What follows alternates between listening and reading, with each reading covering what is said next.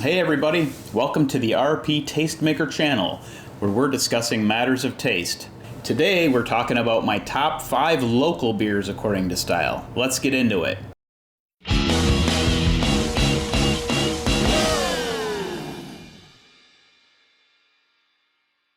We've been talking about 5 main styles of beer in the last video. I gave my top 5 grocery store beers of each style.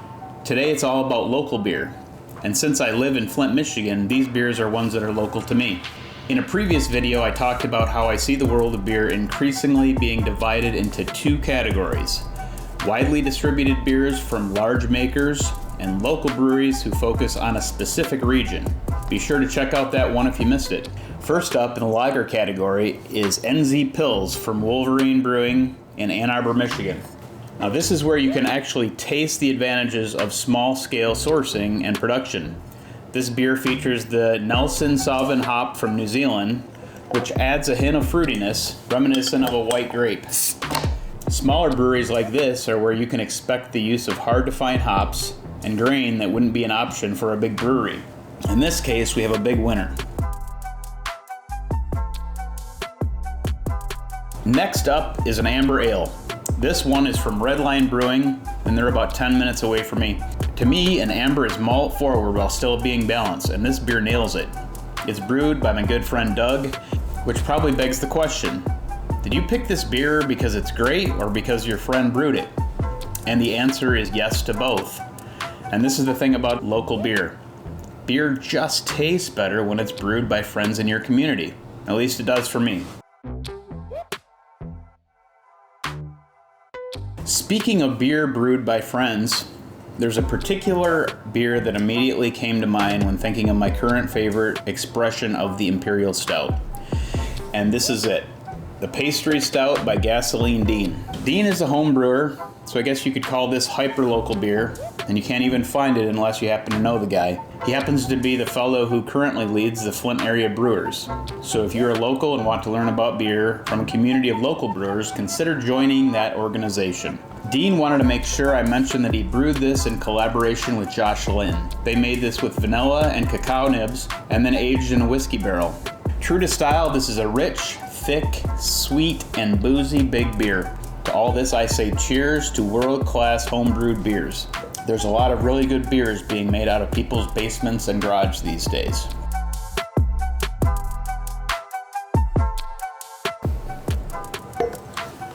Next up is Pale Ale. To me, this includes beers in the Session IPA category. We're talking about hop-forward beers that are lower in alcohol than a standard IPA. This one comes from Tenacity Brewing in Flint. Full disclosure here, I am an owner of this particular brewery. You're probably thinking again, how can you be unbiased if you literally own the brewery, bro? Well, first, I don't claim to be unbiased, but also it is a great beer, so there. But then again, this brings back to the point that beer brewed by friends somehow tastes better. And I can assure you that our brewers Joe, George, and Matt are the sort of people that anyone would be fortunate to know. They all care deeply about making the best beer possible, and I really think Joe nailed this one. It's called Total Eclipse due to its use of Eclipse hops, which again highlights the ability of small breweries to use specialty hops and experiment when available. This beer happens to be my personal daily drinker. On to the final beer and final question. What is the best local IPA near me? This one brought up an interesting point. You see, my initial thought was clear. Drippa by Kunins was my obvious choice. I can remember being very impressed with Drippa the first time I drank it, as well as probably a dozen times since. So I went to my local bottle shop and got a 4-pack. I got home, cracked the first can, and I thought, well, this is good, but it's not exactly what I remembered.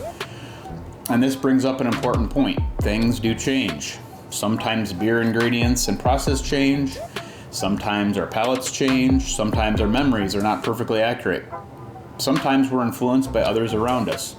Often the circumstances or environment around a beer drinking experience change. I suspect my fonder memories of this beer had a lot to do with my drinking of it on draft, and in most cases it was either at the brewery or at beer festivals. So I can say this is a very good beer. It's not the version of it I've had for whatever reason.